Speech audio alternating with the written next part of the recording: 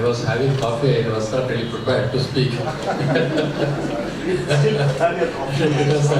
was a rude shock to me that I was called. Thanks, I would like to put on record my sincere thanks and gratitude to both Mr. Devasahayam and Franco for organizing this event. It's an extremely important event. Now, actually, you must have seen from the videos, both Western Ghats and the other ones on water in particular. And also as Mr. Devasahayam was saying at the beginning about the purpose of this meeting, we are actually dealing with water, right? Okay. And you cannot delineate water from land. So in effect, we are dealing with the two important natural resources, land and water. And land and water per se will have no problems. If you look at land and water separately as two separate natural resources or integrated natural resource, you will have no problems. Only when people interact with these resources, then you get into different. So we are now talking about not land and water, but we are now going to talk about land, water and people. That is very important, number one. Number two, what is the context? Why are we talking about it? We are actually, before 3 or 4 decades ago, we never had a meeting of this kind. I have not seen anybody so vigorously talking about water. In fact, when people started doing research on water management, many people are wondering, what is this water management? Is there anything called management? I heard about the business organization. I heard about the business management. What is water management? What was the necessity? So when people started doing research in water during the 80s and the 70s and so on, people are wondering, what is this water management? The people who are working on water-related issues were considered outcasts in academics. Even in the academic circle, people who are working on water and environment are called outcasts. Oh, these are the fellows who have no other work, no other thing to do in life. Therefore, they work on water. Today, this scenario has completely changed. People who work on water and environment and ecology are highly demanded. They are the ones who really capture, the attractions and the attentions of the media and the others and the people, because this has become so important. Why? So this is precisely because these natural resources have become very scarce and excessively used, and there is a huge gap between demand and supply. Very simple and straightforward. Now, we are now going to talk about the land, water and people. And what is the context again? The context is the development. If there is no development, there is no issue here. We are talking about this natural resource precisely because we are in the mood. Please understand the mood. We are in the mood, quote and unquote, for development. We want development.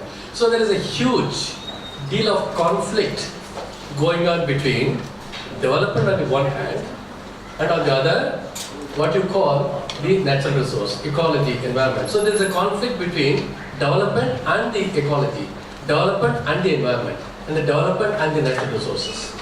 Okay, and as a matter of fact, you cannot achieve even a bit of development without utilizing the natural resource, because you need land, you need water, you have to use mineral resources, you have to use every bit of natural resource available with a view to achieving certain level of development. It's inevitable, right? But at the same time, how far can you go in utilizing this natural resource? That is the key. Today, we are in a position to talk only about the development without having any concern for what is happening to our natural resources. That is the crux of the issue. That is why the conflict emerges between the development on the one hand and the utilization of the natural resources and its outcome on ecological and environmental degradation. Okay, so this is broadly the context in which we are here, and that is precisely the context in which Mr. Devasahayam and Mr. Franco were talking about the water governance. And I would even put it rather broadly, the governance of natural resource or a governance of the commons. Water is considered a common resource. Water is considered a common property resource, but then it is now becoming more and more what? Private property. The water is becoming more and more private property. So this is broadly what we are now up to. Now, I will subsequently, what I was going to tell you is about, where exactly we are in terms of the utilization of water. I will focus only on water now. Okay, where we are in the utilization of water, okay, where we are heading, and then what are the solutions that are contemplated today. Okay. Now, in terms of understanding where we are in terms of utilizing natural resource, I just want to give you an example. I was actually about a couple of months ago in a village where I was told by the respondents, by the people, farmers, local population, that in that village there's a chronic problem of dysentery. There's a chronic problem of loose motion. There's a chronic problem of diarrhea. All kinds of the stomach-related intestinal problems and so on. Very, very chronic. I said, why?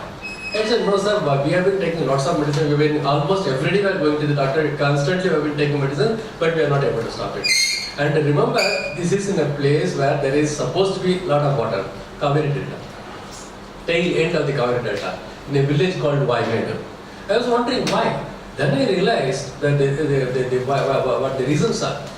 There is a lot of seawater intrusion, groundwater has become saline, and the water that they use for agriculture is a drained water which comes with lots of chemical fertilizers and pesticides.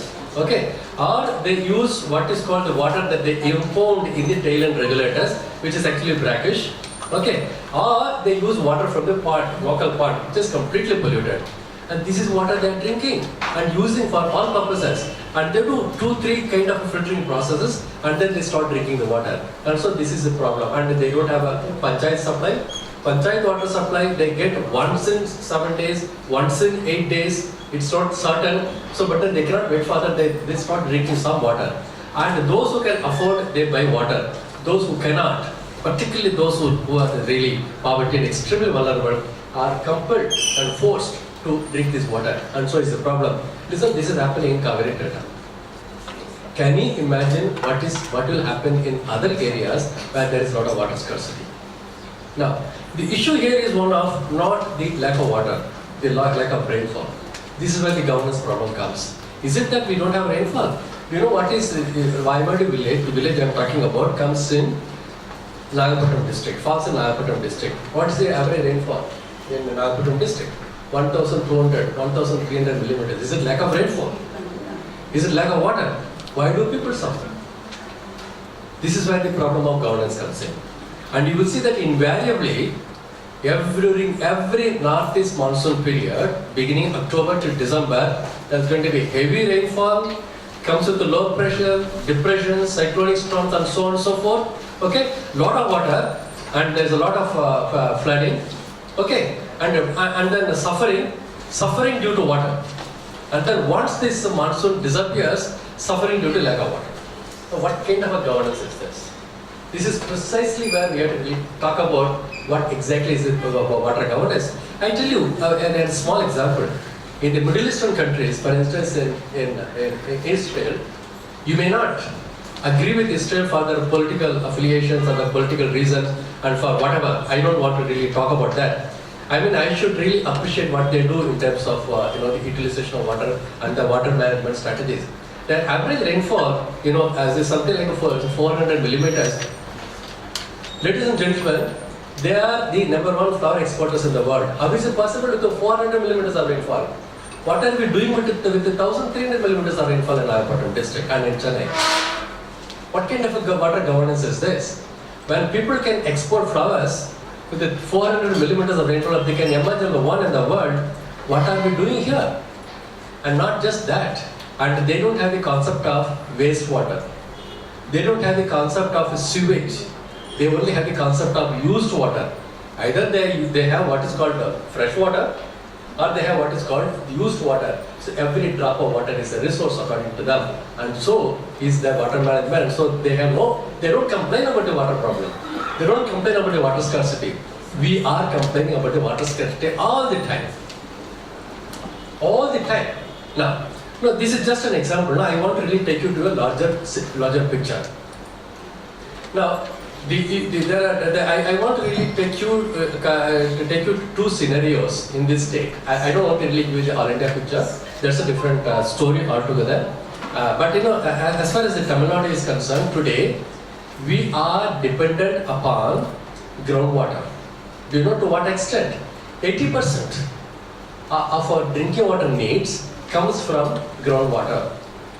70% of gross irrigated area agricultural needs are coming from groundwater, 20% from canal, and 5-6% from tanks. And if you look at conversely during the 1950s, when we started during independence period, our area irrigated by small water bodies like tanks used to be 30%. Canal irrigated area used to be about 20% or 15%. And groundwater area under groundwater irrigation used to be something like 30-35%. But a major irrigation came from canal and tanks, surface water basically.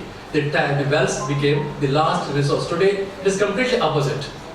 We have 70% agriculture water comes from agriculture need comes from groundwater. 80% of drinking water need comes from groundwater, and 95% of industrial water comes from groundwater. Now, what is the status of groundwater today? Almost all the blocks, almost all the districts according to the Central Groundwater Board are considered dark or overexploited or grey.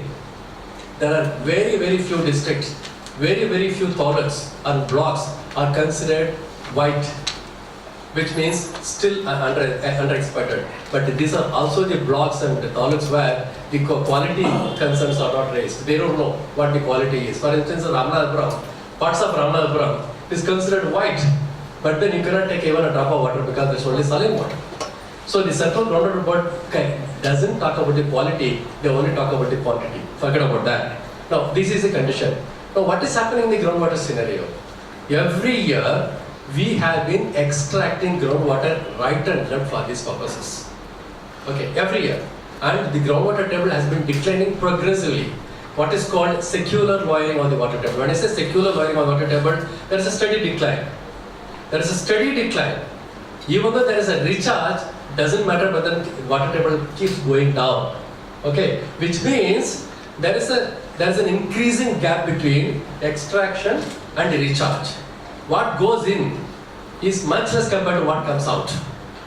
And this gap between extraction and recharge has been increasing year by year. Which means if the water table goes down by 1.5 meters today, next year it will go down by 2 meters. And the year next it will go down by 2.5 meters. And so this is what is called progressive lowering of the table. And this is what is called increasing gap between recharge and extraction.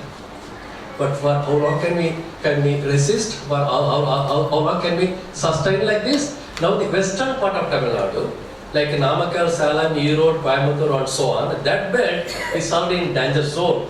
We are tending towards depletion. What is depletion? See, decline is different from depletion.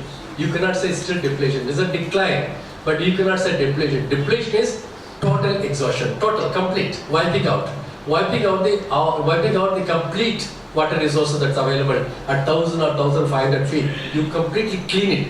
That is what is called depletion. We are tending towards depletion. But what is the next stage of depletion? The next stage of depletion is desertification.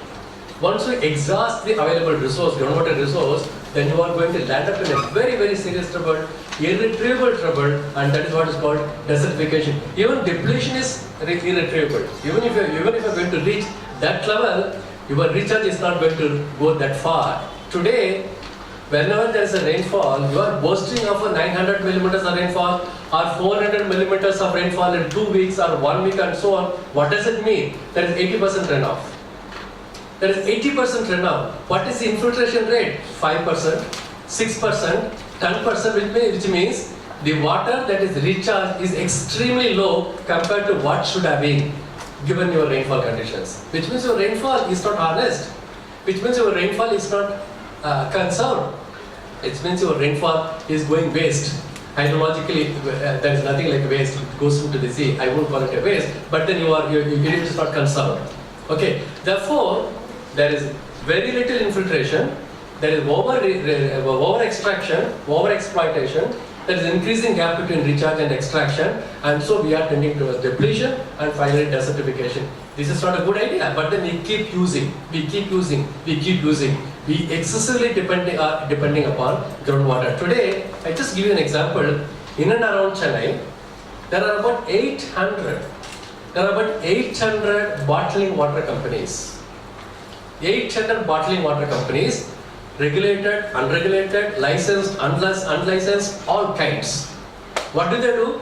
What is the source for the water? Groundwater. They take the water. Okay. To get one bottle of distillery water, you have to take at least 4 to 5 liters of groundwater with a TDS level of 1500. If the TDS level is about 1500 and so on, and they have to take at least 5 liters of water to make it into one bottle of 1 liter of potable water. And what is happening to the rest? The effluent, it goes into the ground again, polluting. So there are so many million liters of water is pumped out, treated through RO plants, goes back as effluent. And on top of that, we also have got 2 mega desalination plants, one in Minjur and another one in Nemeli. To get 100 mld each, we have spent about at least a couple of thousand crores. And so much of effluent goes back as with a high TDS level, goes back to the sea with something like 30,000, 40,000 TDS level. And we are contemplating one more with a 350 mld, and wanting to convert our sea into a dead sea. Dead sea means you won't see any fish. Now, is this a solution? Is this what we should do in a state where the average rainfall is 971 millimeters? Listen, our agriculture is excessively dependent upon groundwater. What is going to our food security? What is going to happen to our agricultural employment? What is going to happen to our livelihoods? What kind of a governance is this? This is where the initial question Mr. Devasagam raised is very important, water governance. So this is not because of lack of rainfall, my dear gentlemen, ladies and gentlemen. This is because of absolute lack of water governance, absolute lack of motivation, absolute lack of commitment, absolute lack of governance, absolute lack of vision and perspective. And that is why we are in this kind of a trouble. Listen, this is going to happen in other parts of the state where the groundwater is a major source of irrigation. Why is that the groundwater is not recharged? And we have possibility. We have a large number of areas, tanks. As the video showed, we're supposed to have had 39,000 odd tanks, small, medium and large. Okay. Even assuming that about 1/4 is disappeared, we are left with at least something like 20,000 tanks. What are we doing? And there are thousands of temple tanks, thousands of ponds. If you go to deep south in Tamil Nadu, every village has got ponds, 15 to 20 ponds. Every village, every pond has got a name. What is the present condition? Who is carrying and who is conserving water in that? And how many tanks are maintained? Unless these small water bodies are maintained, you cannot recharge your groundwater. Your roof water, rainwater harvesting it cannot give you the kind of magic of recharging groundwater. It is just a slogan, I tell you. At best, what can you do with your roof water? Little bit. I'm not saying it is as zero benefit. It has got some benefit. But then actual rainwater harvesting structures are these small water bodies. One tank. Just one tank, if you do properly, at least in about a 1 kilometer area, you will have your groundwater recharged and you are safe. That is how you sustain your groundwater. That is how you sustain your groundwater usage. But right now you are not doing it. And we had in 2015, historic flood. In 2016, we call it historic drought. What else do we need to really talk about our stupid water governance policy? How can we have these consecutive years, one followed by other, drought and flood? How can it happen? We lost 300 feet of water in the sea in 2015, keeping all our tanks in the upstream dry. In 2016, we have got historic drought. Remember, we got 3,600 tanks in Tiruvallur and Kanjipuram district. Had you stored water in these two tanks, in these two districts, in so many tanks, you would not have suffered drought today. And so also in other states, other districts. But we never bothered to conserve water. We are extremely concentrated in encroaching land, in constructing buildings. Pallikane Marsh, 80% is gone with all multinational companies and roads and bridges and so on. And it is such a beautiful, historic, the wetland. We lost it. It's one of the very important front lines. We lost it, losing it and lost it. Okay. And so also we are losing all the tanks. How are you going to conserve your groundwater? Or what are you going to do for your drinking? What are you going to do for your agriculture? What are you going to do for your livelihoods? What are you going to, how are you going to manage your agricultural environment? It's a very serious issue. It's a very critical issue. Just 5 years from now, it is really going to hit you very badly. It's going to hit you very, very, very badly. And you cannot always resort to high cost and mega solutions. It's not going to be very helpful. Unless you really think carefully today, it's not going to be helpful. Now this happens in other parts of this district, in the state. What is happening in Kaveri Delta? Kaveri Delta, we are supposed to get a lot of water. Tanjavur, Thiruvarur, Nagapattinam. Okay? And we are supposed to get 205 teams if we have water. At least 192 according to the final award. We are not getting it. For whatever problems, interstate problems, so politicized, highly politicized, that is one. But is that the only problem in Kaveri Delta? It's an age-old irrigation system. What have we done about it? Today, with 1 team's feet of water, we are irrigating 500 acres of land. In Israel, with 1 team's feet of water, what is 1 team's feet? 1,000 million cubic feet. With 1 team's feet, that is 1,000 million cubic feet of water. In Israel, they will irrigate 20,000 acres. We are irrigating only 5,000 acres. We could irrigate at least, we can at least double it, 10,000, by modernizing our canal irrigation system. You are only, at the moment it's just a plot to plot. Who cares about it? And all the money, and if you go and talk to the PWD official, they will say we don't have money for operation maintenance. We don't have money, they don't have money for anything. They don't have money for anything. And then also the Kaveri Delta in absolute shambles. So that is how the Kaveri Delta is, and this is one about the irrigation management. And then every bit of the canals, rivers and field channels are all encroached, silted up, there is no free flow of water. And to get water in Nagapattinam district, the Thailand, it takes 4 weeks. If the Grand Aniket, if the metro dam is open, it takes 4 weeks to reach water in the Thailand. Why? That is because so much of silt, there is so much of weed, and all things are problem. On the other hand, there are other problems of, there is shoreline changes, there is seawater flooding, there is a delta sinking because of this lack of sediments, and salinity. My goodness, the Kaveri Delta is an absolute shambles and pollution. Hundreds and every one of your, the Kaveri rivers and tributaries, like Amravati, Bhavani, Kalingarayan Canal, Noyal, every one of the river is highly polluted. Highly polluted. If there is any one dam in this country which was never commissioned for irrigation, even once after the construction, that's in our state, which is Varathapalayam Dam, constructed across Noyal River. Never opened for irrigation even once. It's because it can collect nothing but effluent from our the dyeing bushing industries in and around Tirupur. Complete, something like a 2 or 2.5 teams feet of water collected in Varathapalayam Dam is nothing but effluent. Where does it go? Eventually it goes to Kaveri Delta. Not only from Varathapalayam Dam, Bhavani, Amravati, and Kalingarayan Canal, and so also in Kodaikanal and Tendikal. All of them have got a red industry. According to TNPCB, the red industries are dyeing, bleaching, chemicals and tanneries.